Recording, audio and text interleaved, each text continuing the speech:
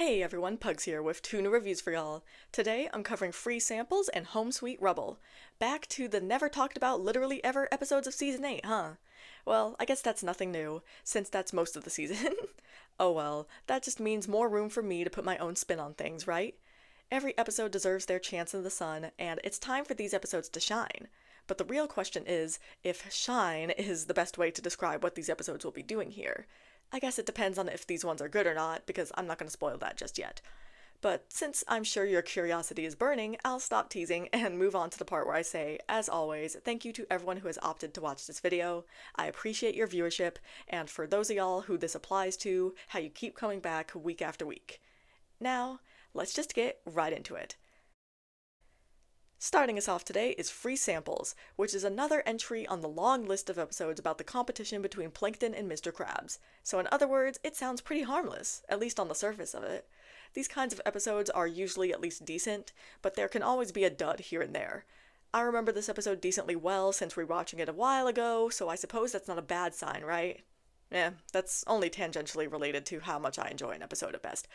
Anyway, watching Free Samples has made me realize how long it's been since I've seen, well, free samples, like, in the real world. Or, I guess on second thought, I have seen some recently, but it's definitely not something I see very often, and I swear I used to see it more when I was a kid. Oh well, I'm more worried about the hygienics of such a thing now anyway. Anywho, to actually make this related to the episode, Plankton's original idea here to give out free samples of chum is actually not a bad one. I would absolutely try all sorts of stuff as long as it's free.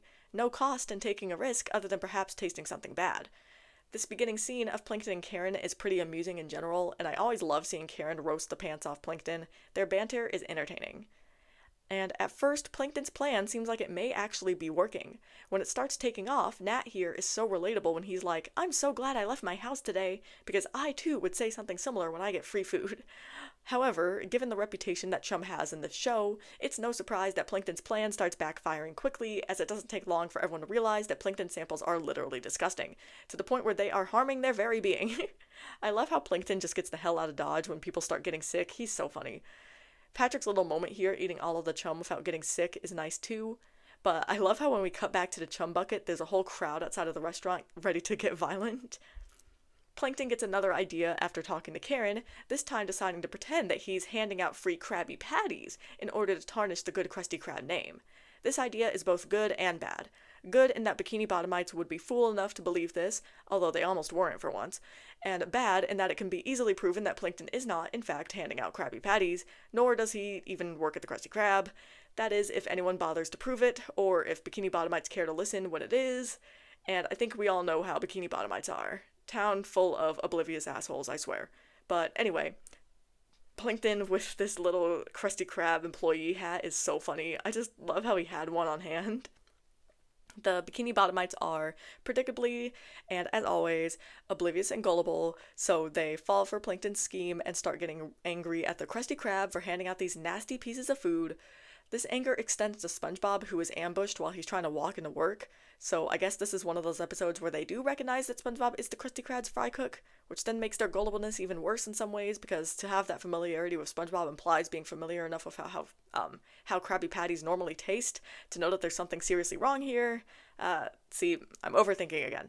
You see how this is a problem? Anyway, I love how when Mr. Krabs and SpongeBob are trying to think of ways to right the situation, Mr. Krabs first tries to change the price by literally 1 cent. That was pretty funny. SpongeBob then comes up with the actually good idea of handing out free Krabby Patties for real this time. Mr. Krabs' dramatics over this are, as always, very amusing, but he does surprisingly go along with this plan, since for once I guess he isn't being short-sighted. SpongeBob being like, it's for your own good, Eugene, was hilarious, and I think that Tom Kenny's delivery was just perfect here. Also, some of the expressions on Mr. Krabs in this scene, as well as at the end of the episode, really feel like precursors to the type of expressiveness we will be seeing by the halfway point of Season 9. Just know that I am very excited to get to that point.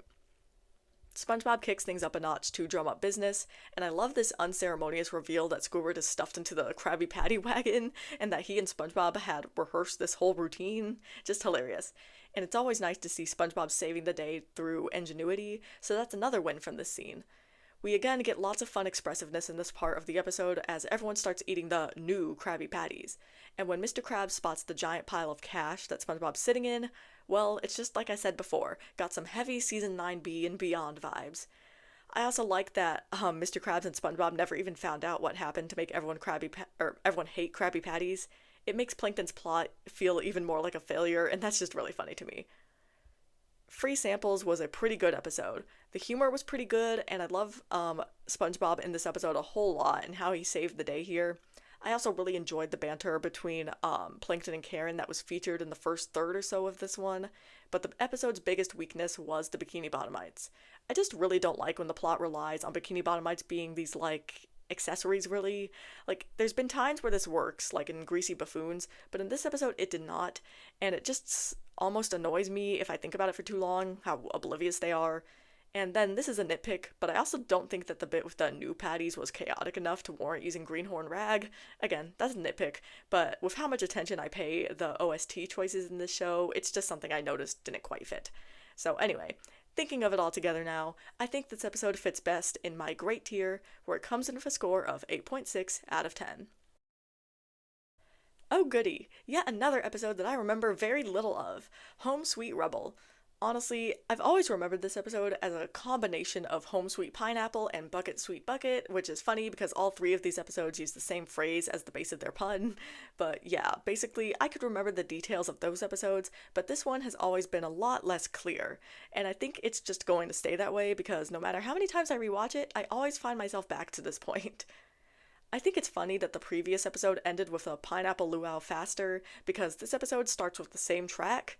It makes watching them back to back, an easy feat given that these are sister episodes, pretty funny and rather fitting, like a song cycle on an album.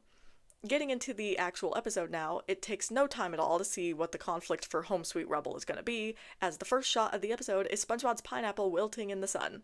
Well damn, SpongeBob, you should have gotten that sun protection paint. Rookie mistake. Anyway, because of the ensuing crisis of SpongeBob's house literally rotting, poor Gary doesn't get fed because of this.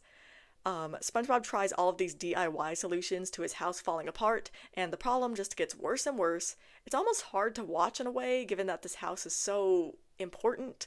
I'm joking, but it's not actually hard to watch, but I think it hits that sentimental spot in some way. Anyway, because shit keeps getting worse, SpongeBob calls for Patrick's help, and we pan over to see Patrick sleeping. I love the continuity here of Patrick dreaming about the most boring things, nice nod to sleepy time. It also makes me think of an episode that'll come later, The Executive Treatment. And I love the way reality and dream intersect as Patrick hears SpongeBob shouting for him through a phone call. Makes me think of how in the real world that sort of thing will happen with external stimuli being filtered through the dream. But eventually Patrick does wake up and heads over to SpongeBob's house, remarking that SpongeBob needs to clean up around here without making any move to help. Thankfully for everyone, the scene stops before it could get the chance to go down that path of annoying me as SpongeBob's house crashes into Squidward's house, getting him involved in the quickly deteriorating situation. Squidward's whole freakout about this being the end of the world is funny and reminds me of Gravity Falls.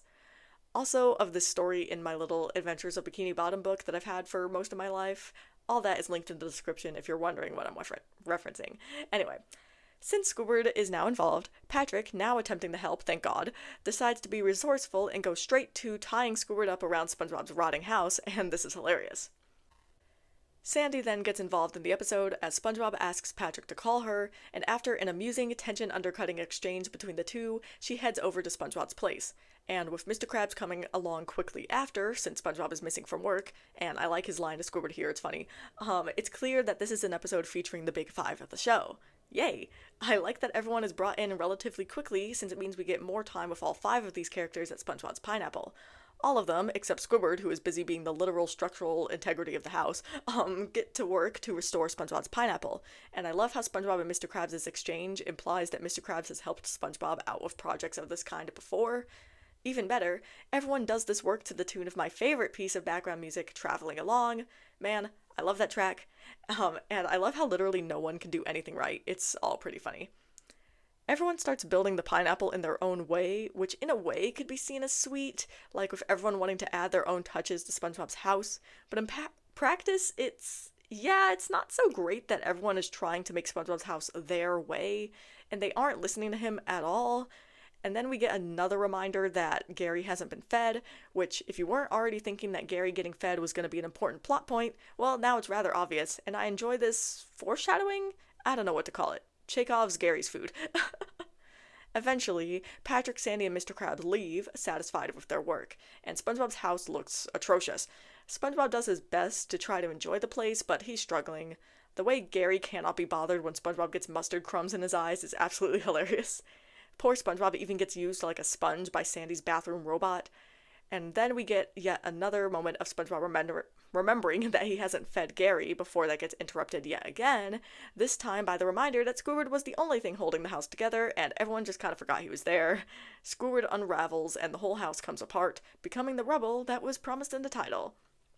Thankfully, SpongeBob isn't left with nothing for long, because when SpongeBob finally feeds Gary, it turns out what Gary had been carrying around for a while is a jar of furnished pineapple in a can, meaning that SpongeBob has his house back just the way he wants it. Well then, that's mighty convenient, but I also just really like this ending. Home Sweet Rubble was a pretty good episode that I don't really have much to say about. It's pretty harmless, I guess. It's not especially hilarious, I suppose. And I could, I guess, take issue with the way that SpongeBob's friends kind of selfishly help him instead of, like, actually listening to him without there being any resolution of this. But truthfully, I didn't really have much of a problem with this aspect of the episode at all, probably because it was done in a funny and not annoying way, and we didn't spend a lot of time with SpongeBob wallowing in misery with his new house or anything, and so I generally feel pretty good about this episode. I think it works best in my great tier, where it comes in with a score of 8.5 out of 10. As always, I'll be ending this video with some closing thoughts of mine.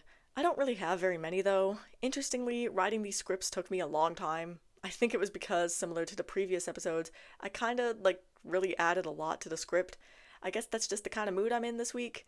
But yeah, with these two episodes, they're very much those kind of afternoon rerun kind of episodes that don't really make you want to elaborate a lot on your thoughts about them, or at least that's how I experience these vibes anyway. And so, I guess if I have nothing to say, then the best thing to do is to close things out here. And so, I'll see y'all in the next review.